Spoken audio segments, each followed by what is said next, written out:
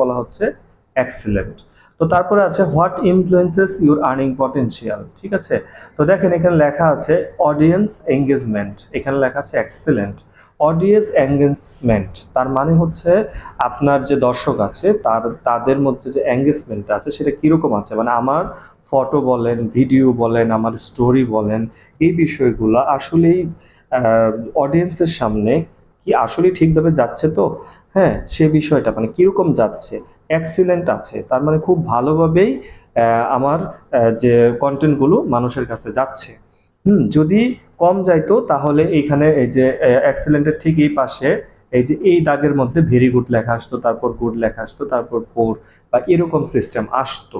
আর যেহেতু ভালো সেহেতু এক্সিলেন্ট আসছে। তারপরে দেখেন লেখা আছে কন্টেন্ট অরিজিনালিটি, তার মানে আমি যে কন্টেন্টগুলো আপলোড করছি এগুলো কি আসলে অরিজিনাল কন্টেন্ট। তো এইটা আসলেই যে